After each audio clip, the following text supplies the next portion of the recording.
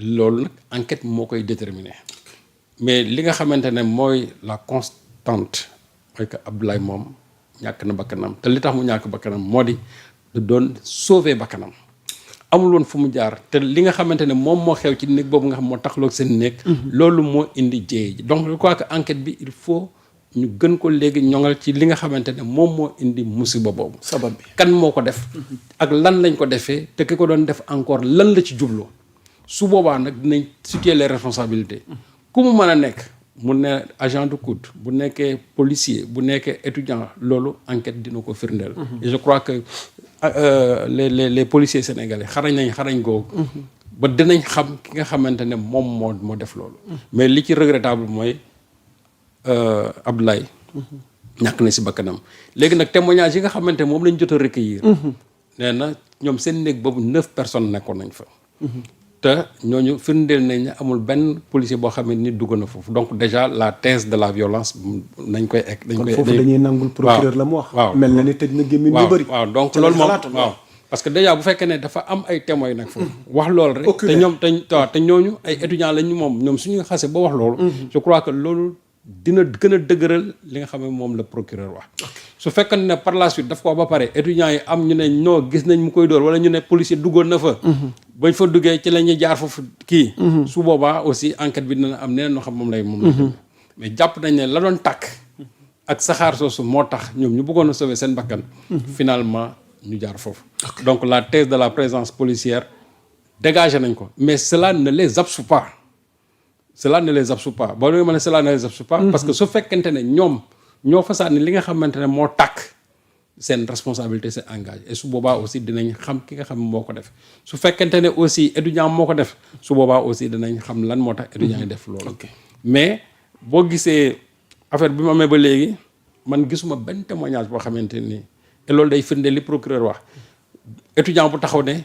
gis nañ ñu dóor ko di ko dóor ba mu ñàkk ba kanam et ce qui est sûr et certain mooy bu fekkante ne dañ ko fekk ba ci biir néeg bi il n'était pas seul parce que nee nañ néeg bi 9 personnes ñu ngi foon donc ce qui signifie que déjà loolu day gën a crédibiliser la thèse même de la chute bi nga xam ne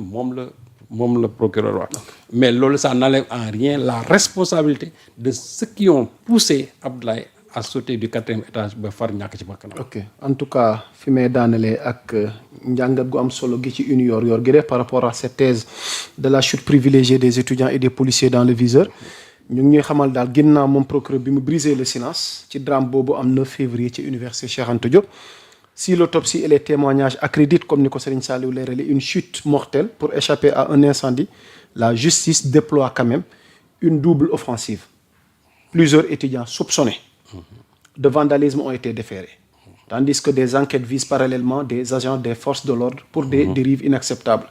Le maître des poursuites promet une traque rigoureuse des responsabilités excluant toute forme de protection. Déjà sax ñu ngi ñuy xamal am na ay kilifa takk der yoo xam ne commencé nañ leen relever de leur fonction. loolu boo ci mënee def taxaw dinaa ñëw ci loolu mais pour ñëw ci déjà étudiants yi nga xamante ne dañ leen a jàpp. Voilà parlons de ça. waaw parce que xam nga bi yëf yi amee jàppoon nañ ñu bëri. mais am na une bonne partie une bonne partie bàyyi nañ leen mais am na ñoo xam dañ leen fa téye yóbbu leen instruction parce que ñooñu dañu jàpp ne ñoom dañu defoon benn genre réseau organisé pour am ay bâtiments yu nekk foofu ay infrastructures yoo xam ne nii dañ ko caxatee et loolu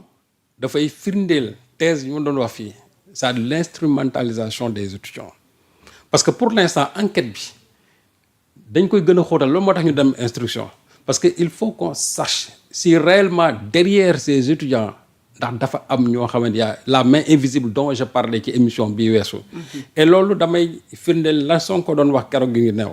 en disant que xam nañ ce qui est en train de se passer mais ñi nga xamante ne ñoom ñooy instrumentaliser étudiants yi nañ ko bàyyi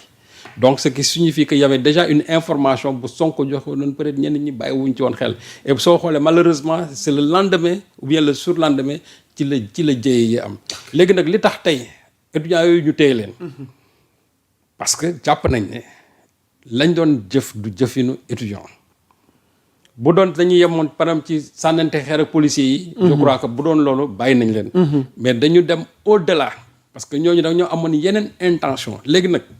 ñu dem instruction ñuy xool ndax am na ñoo xam ne ñi ngi seen ginnaaw ndax am na ñoo xam ne nekkuñu seen ginnaaw loolu moo tax ñu dem instruction. mais li wóote woon daal mooy. affaire bi moom complexe na te xam nga waxoon naa fii ay jamono ma ne leen. waaw am na étudiants yoo xamante ne nii dañu doon waaj a taal office du bac. waxoon naa ko fii. foo ko tegoon te boo deful ndànk ña nga xamante ne parce que non on avait les informations. on avait les informations. te boo deful ndànk ña nga xamante ne ñoom moo amoon intention bu. di nga leen retrouver waat ci actuellement ci ñi nga xam ne ñoom lañ jàpp ba pare soupçonné leen ci li tax ñu bàyyi leen fa tey ci biir kaso bi. logiquement waaw donc je crois que quelque part aussi man jàpp naa ne suñu service de sécurité yi dañu xaw a faillir parce que yu mel noonu su fekkee ne dafa am et que tu as les renseignements ci nit ñu ne ñii de am na méthode boo xam ne am nañ ko tu prends les devants s'il le faut il faut les neutraliser avant que événement yi am parce que événement yi soo amee rek ñoom la ñu bëgg a def yëpp danañ ko def su fekkee ne aussi amoon nañ ne gisoon nañ ne y a une main invisible mais invisible boobu nañ ko teel a artu wala interpeller ko parce que am nañ ci droit parce que c'est une question même de sécurité. Exactement. Mais du ñu bàyyi ba mu ne kët na yoon ba pare ñu ubbi une information pour essayer bon jàpp naa ne loolu médecin après la mort la donc loolu on aurait dû à titre préventif quand même le faire mais mieux vaut tard que jamais su fekkee ne mbir mi tey am na étudiants yooyu nga xam ñoom lañ jàpp mais nañu am instruction ñu enquête leen xool ku ci sa loxo tax yoon li mu war a def sa ku ci sa yoon loxo taxul aussi ñu bàyyi la man je crois que loolu c'est simple comme bonjour léegi nag tey ñi nga xam ne aussi ñooy nekk alkaati yi ba pare def ay dérives mooy li procureur doon wax démb ñi nga xamante ne dañu dem fekk ay moto jàmbur di ko yàq te je crois que loolu ça n'a rien à voir avec ce qui se passait à l'université parce que ñooñu maintien de l'ordre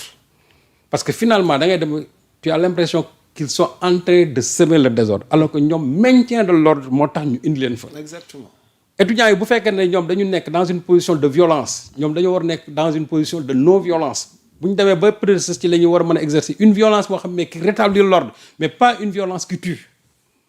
mais soo gisee yenn yi en tout cas vidéo yi wane nañ ko. tu as l'impression que yenn FDS yi. quand même il donnait nit bu fekkee ne jàpp nga ko par yaa Moussa. mais jël ko nga dem nga dugal ko ci panier à salade bi. exactement tout simplement. exactement mais jarul dóor rek parce que bu fekkente ne da nga jàpp ne étudiant boobu sànni na la xeer. ba pare yow en tant que force de l'ordre nga ne da nga bëgg a fayee ko finalement amuloo foofu place. et loolu xam nga lu muy poser la problématique même de la formation des gens qui ont été sur le terrain. oui ça fait débat quand même. parce que man j'ai demandé ñu ma xam au sein de la police. mais il paraît qu'il y a une bonne partie boo xam ne qui n'ont pas de formation ñu ci bëri il paraît que ñoom la ñuy wax les PAV les policiers adjoints volontaires ñi nga xamante ne ci jamonoy Macky Sall dañ leen a jëloon mooy temps bi Macky waxee ne kenn li fi xew dootu fi xewaat il paraît qu'il y a eu un recrutement massif bu ñu jël au niveau de la police alors que ces gens-là n'ont pas de formation léegi nag man mes sources de renseignement me disent que une bonne partie de ces gens-là ñoom la ñu leen déployer sur le terrain donc soo xoolee ñeneen ñi tu te dis que ñeneen ñi amuñu formation et ça c'est le problème des PAV c'est-à-dire les policiers adjoints volontaires parce que ñeneen ñi bu ñu amee formation am na loo xam ne sur le terrain du ñu egg ci yenn exactions yi loolu moo waral yenn violence yi nga doon gis ñu koy exercer ci étudiants yi alors que en réalité ñoom dañoo waroon def de sorte que même étudiants yi ils sont dans une posture de violence mais ñoom waruñu répondre à la violence des étudiants li ñu waroon def mooy maintenir l'ordre faire de sorte que étudiants yi seen violence boobu ñoom ñu anéantir ko complètement ce qui n'a pas été le cas parce que ils ont répondu à la violence et loolu moo indi jéey ji ba gis nga Abdoulaye ñàkk na ci bakkanam tey nag am na ay xibaar yu ne ay kilifa police ñu ngi leen di commencer déjà on nous parle du commissaire le commissaire du point E. waaw et les 3 chargés de commandement sur le terrain ont été relevés de leur léegi nag man dama bëgg a ñëw ci commissaire point E parce que aussi man bala may def dara tout yaamu saa damay laaj. miin nañ ko ci. waaw commissaire point E. waaw lan moo xew sëñ Saliou. il paraît que